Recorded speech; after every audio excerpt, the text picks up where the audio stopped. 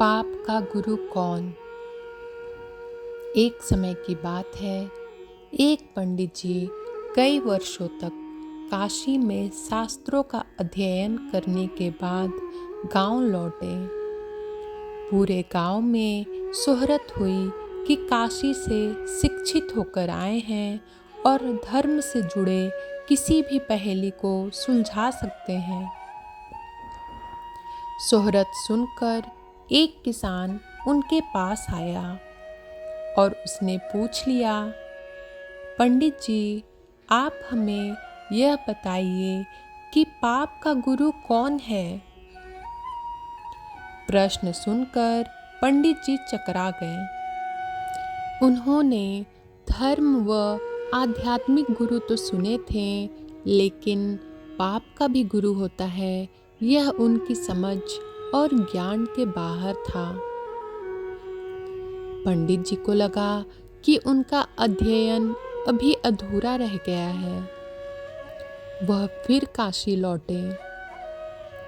अनेक गुरुओं से मिले, लेकिन उन्हें किसान के सवाल का जवाब नहीं मिला।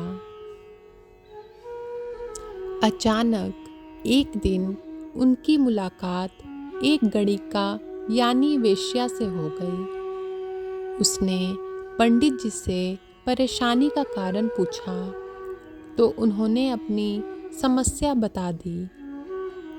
गणिका बोली, पंडित जी, इसका उत्तर है तो बहुत सरल, लेकिन उत्तर पाने के लिए आपको कुछ दिन मेरे पड़ोस में रहना होगा। पंडित जी इस ज्ञान के लिए ही तो भटक रहे थे। वह तुरंत तैयार हो गए। गणिका ने अपने पास ही उनके रहने की अलग से व्यवस्था कर दी। पंडित जी किसी के हाथ का बना खाना नहीं खाते थे। अपने नियम, आचार और धर्म परंपरा के कट्टर अनुयायी थे। गणिका के घर में रहकर अपने हाथ से खाना बनाते, खाते। कुछ दिन तो बड़े आराम से बीते, लेकिन सवाल का जवाब अभी नहीं मिला। वह उत्तर की प्रतीक्षा में रहे। एक दिन गणिका बोली, पंडित जी, आपको भोजन पकाने में बड़ी तकलीफ होती है। यहाँ देखने वाला तो और कोई है नहीं। आप कहें तो नहा धोकर मैं आपके लिए भोजन कर दिया करूं। पंडित जी को राजी करने के लिए उसने लालच दिया।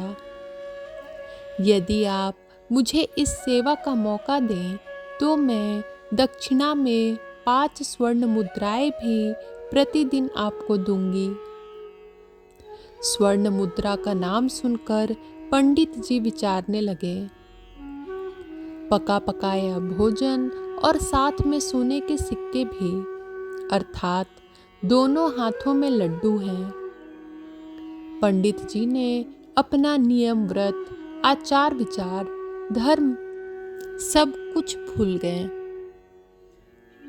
उन्होंने कहा, तुम्हारी जैसी इच्छा, बस विशेष ध्यान रखना कि मेरे कमरे में आते जाते तुम्हें कोई नहीं देखे।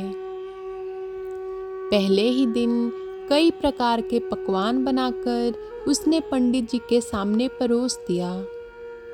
पर ज्यों ही पंडित जी ने खाना चाहा, उसने सामने से परोसी हुई थाली खींच ली। इस पर पंडित जी क्रुद्ध हो गए और बोले, यह क्या मजाक है।